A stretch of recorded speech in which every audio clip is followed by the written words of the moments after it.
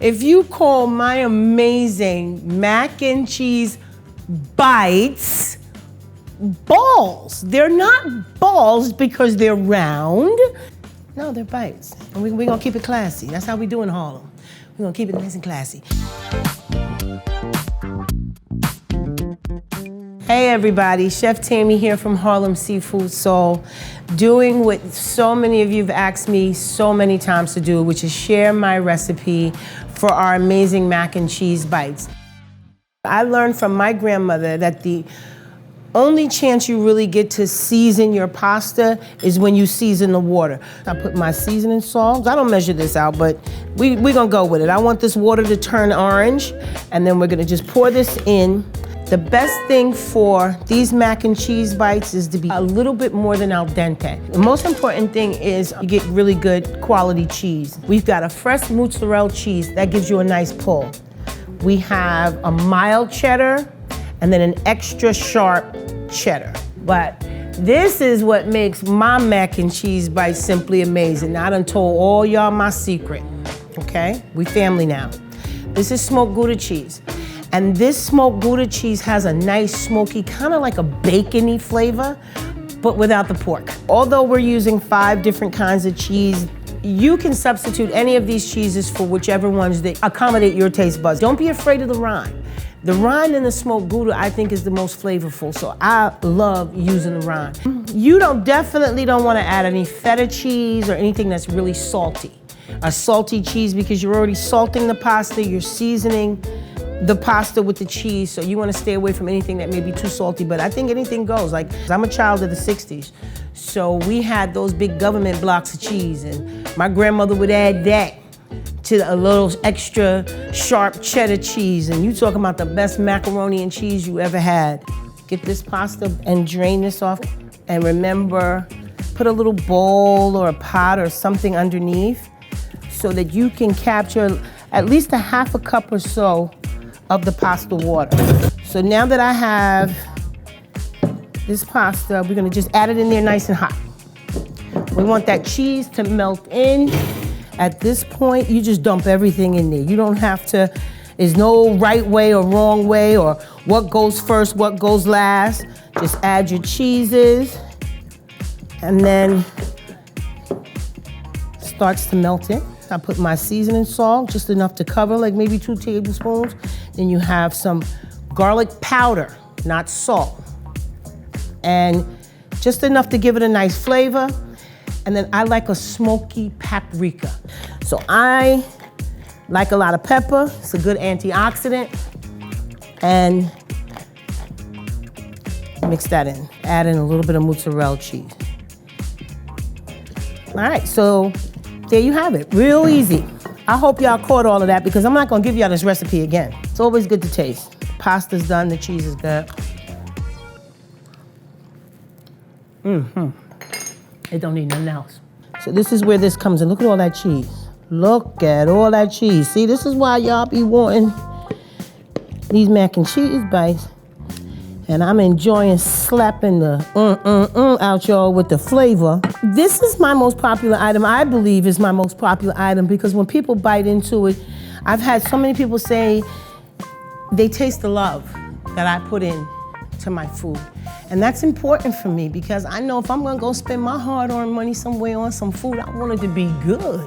I wanna know that the person preparing it has done everything right and it's made with love. I'm gonna take some smoked Gouda cheese and for intents and purposes, we're just gonna put that on top.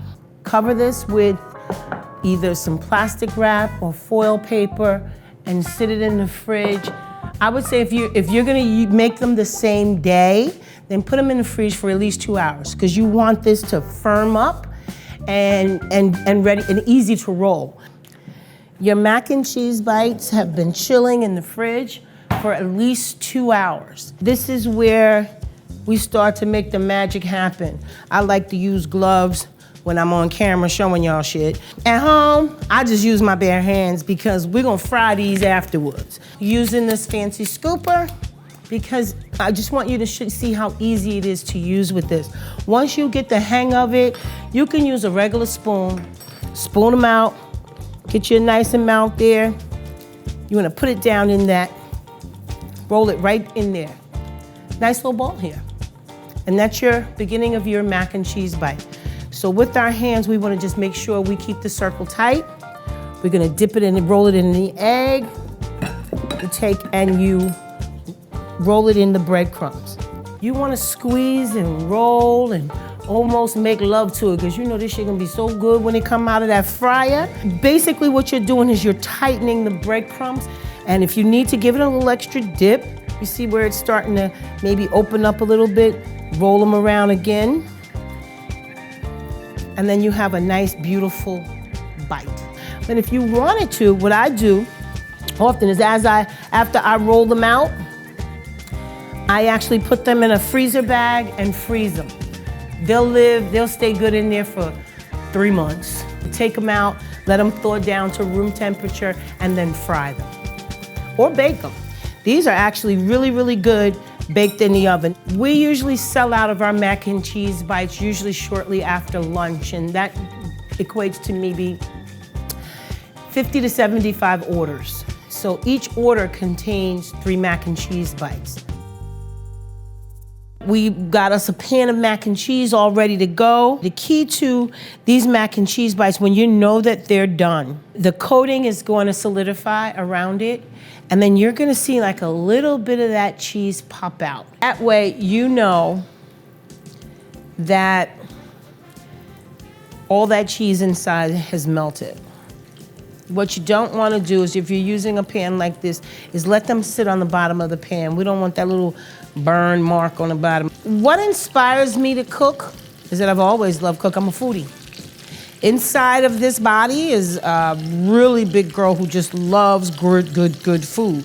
I was that kid that stayed in the kitchen with my family when they were cooking, and being in the kitchen with them, watching them do what they did. It was always a beautiful experience now that I look back on it. And so I have all of these recipes, and I really started Harlem Seafood Soul with just wanting people to try and taste my food, taste my cooking. I get pleasure watching people, a new customer, take the first bite and then become a part of our family, because you're coming back after that. I got you after the first bite. So what we have here, some beautiful bites. Y'all see this? Y'all see the cheese popping out? That cheese is popping out, letting you know that it's melted on the inside. And literally 3 minutes, 3.5 minutes tops, until you see that little bit of cheese trying to pop out. So we're gonna put that one on the side. There we go. Don't let kids bite into these. That cheese is hot. I have to warn parents all the time. They give them right straight to the kids, and then they bite right into it. This is hot melted cheese, parents, so be careful. When I decided to start Harlem Seafood Soul, I didn't think about any place else that I wanted to do business but on 125th Street. Those are my stomping grounds. I wouldn't want to bring my business to any other community than the one for which I grew up in, because I wanted people to see that you can be that Rose in Harlem. You can overcome any kind of adversity and do what you love doing. In Harlem, where I come from, it's the toughest crowd in the world. They're gonna tell you immediately, I mean immediately, it's almost like a knee-jerk reaction, if your food is good or not. And they'd have threw me off that corner a long time ago if my food wasn't. And I like to think that my food is the best around. And that's what I enjoy. Feeding people as if you were a part of my family. If you were sitting in my kitchen in my home, like I would feed my mother, or prepare a dish for my grandmother that would make her proud. I used to, before she left, try to make some of her best dishes so that she would be proud of me, because there was no recipe book handed down. So it was just our talks. And my memory, her memory, and the instructions that she would give me. Sometimes the cussings out she would give me, you put too much goddamn salt in there. You know, she would tell me right away.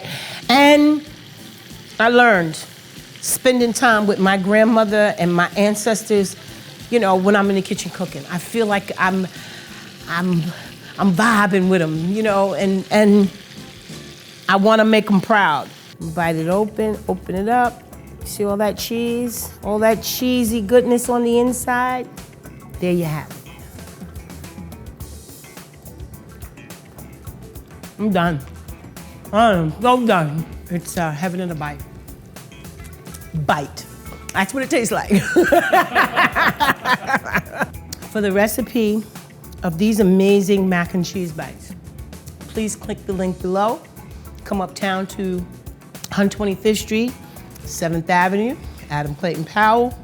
Remember, all my folks below 96th Street, we're one stop on the A train to 125th Street. Come check us out.